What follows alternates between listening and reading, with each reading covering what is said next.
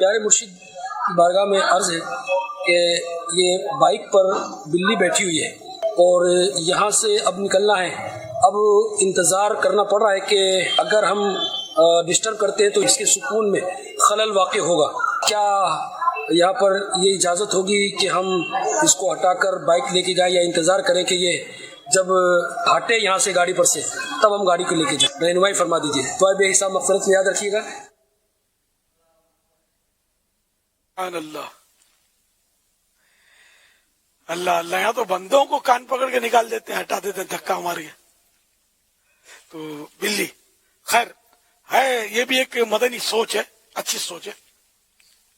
اور اگر یہ شفقت کرے بلی پر اور واقعی اس کو نہ ہٹائے تو اس میں بھی ثواب کا حقدار تو ہے، جبکہ کسی کی حق تلفی نہ ہوتی ہو، کوئی گناہ نہ کرنا پڑتا ہو. ویسے ہٹا دینا جائز ہے، ذرا اپنی چیز سواری ہے اس کو ہٹا دیا کوئی بات نہیں، جائز طریقے پر ہٹا. یہ نہیں اوپر اٹھا کے پتھر مار دیا یا دم پکڑ کے گھما کے پھینک دیا، تو اس کی اجازت نہیں ہے. شش کریں گے تو چلی جائے گی، عام طور پہ یہی ہوتا ہے. تاہم اگر اس پر شفقت کریں تو مدینہ وہ مکاشفت القلوب جو مکتبۃ المدینہ کی ہے نا، اس میں پیج نمبر 135 صحابہ کرام علیہم الرضوان نے عرض کی، یا رسول اللہ، جانوروں پر شفقت کرنے سے بھی ہمیں ثواب ملتا ہے؟ آپ صلی اللہ علیہ وآلہ وسلم نے فرمایا، ہر ذی روح پر شفقت کا اجر ملتا ہے، یعنی جو بھی جاندار ہے اس پر شفقت کریں تو اس پر اجر ملتا ہے. اور اس کی تخریج میں بخاری کا حوالہ دیا ہوا ہے، یہ حدیث پاک بخاری شریف کی ہے. سبحان اللہ. تو یہ جانوروں پر بھی شفقت کا موقع ملے تو کرنا چاہیے. ہمارے سلسلے عالیہ قادریہ رضویہ کے عظیم پیشوا جو حضور غوث پاک کے بھی مشائخ میں سے ہیں، غوث پاک سے پہلے کے بزرگ ہیں، حضرت سیدنا ابو بکر شبلی بغدادی رحمت اللہ علیہ. ان کا جب انتقال ہو گیا تو کسی نے خواب میں پوچھا، ما فعل اللہ بکا، اللہ پاک نے آپ کے ساتھ کیا سلوک کیا؟ تو انہوں نے فرمایا کہ میں سوچتا تھا کہ میں نے یہ عمل کیا ہے، وہ عمل کیا ہے، بڑی یعنی کہ مشقتیں محنتیں کر کے نیکیاں کی ہیں. دیکھو اب کس نیکی سے کام بنتا ہے. تو وہ نیکیاں تو مجھے کام نہ آ سکی، البتہ ایک نیکی کے بدلے میرا کام بن گیا اور اللہ پاک نے میری مغفرت کر دی. وہ نیکی کون سی؟ وہ نیکی یہ کہ ایک بار سخت سردی کے ٹائم پر میں نے ایک بلی کو سردی سے کانپتے ہوئے ٹھٹرتے ہوئے دیکھا تو میں نے اپنے لباس میں اس کو چھپا دیا تاکہ اس کو سردی نہ لگے، سکون ملے. اور اللہ پاک کو میری یہ ادا پسند آ گئی اور اللہ کریم نے میری مغفرت فرما دی.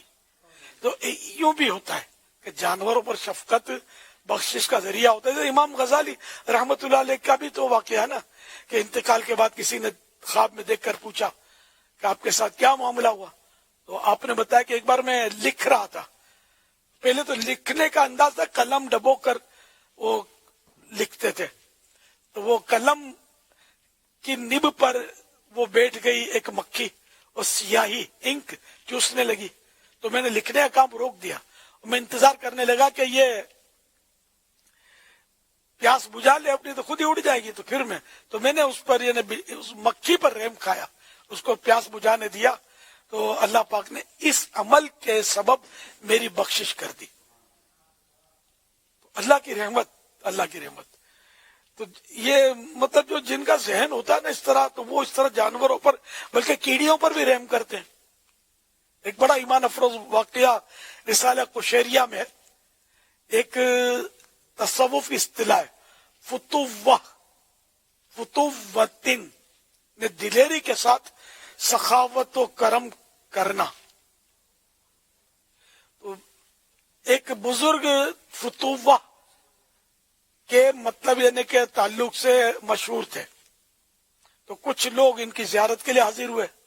انہوں نے غلام کو حکم دیا کہ ان کے لیے کھانے کی ترکیب کرو.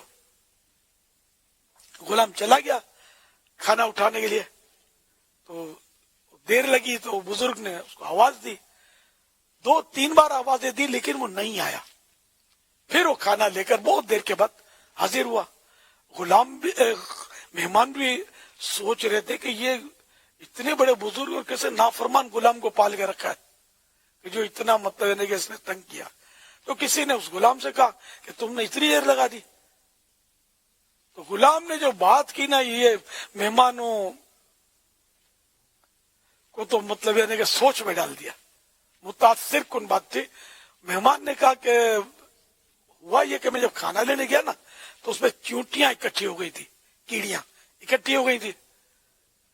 اب میں کھانا کیڑیوں سمیت لاتا ہوں تو مہمانوں کے سامنے کیڑیوں والا کھانا رکھنا یہ مناسب نہیں تھا. اچھا کیڑیوں کو جھاڑتا ہوں تو یہ اس میں کوئی زخمی ہو جائے گی، کوئی مر جائے گی اور مطلب تکلیف میں آ جائیں گی کیڑیاں. تو پھر میں انتظار کرتا رہا کہ کیڑیاں خود ہی کھا پی کے فارغ ہو کے چلی جائیں. تو اس لیے میں نے کیڑیوں کا انتظار، کیڑیاں چلی گئی تو میں کھانا لے کر حاضر ہو گیا. تو وہ دیکھتے رہ گئے اور انہوں نے مطلب کہا کہ واقعی یعنی کہ جس بزرگ کے غلام کی یہ شان ہے، اس بزرگ کی شان کیسی ہوگی، اس کی شان کا کیا عالم ہوا. یہ حضرات جو ہیں کیڑیوں پر بھی اتنی شفقت کرتے ہیں. تو اللہ کریم ہمیں بھی جانوروں پر بھی شفقت نصیب کرے. جب جانوروں پر شفقت کا یہ حال ہے تو مسلمان پر شفقت تو زیادہ اہمیت ہے نا، اس پر بھی ہمیں شفقت کرنی ہے. تاہم جانور پر ظلم کرنا جو ہے نا، یہ مسلمان پر ظلم کرنے کے مقابلے میں زیادہ سخت ہے. کہ مسلمان انتقام لے سکتا ہے، عدالت میں کھڑا ہو سکتا ہے، تو سب کچھ کر سکتا ہے، بہت کچھ کر سکتا ہے چاہے تو. لیکن یہ بے زبان جانور جس پر لوگ ظلم کرتے ہیں نا، یہ بیچارہ کس کو فریاد کرے گا. تو یوں مطلب بے زبان جانور پر ظلم کرنا یہ مسلمان پر ظلم کرنے سے زیادہ سخت حکم رکھتا ہے. واللہ تعالی اعلم ورسولہ اعلم. عز وجل وصلی اللہ تعالی علیہ وآلہ وسلم. صلو علی الحبیب.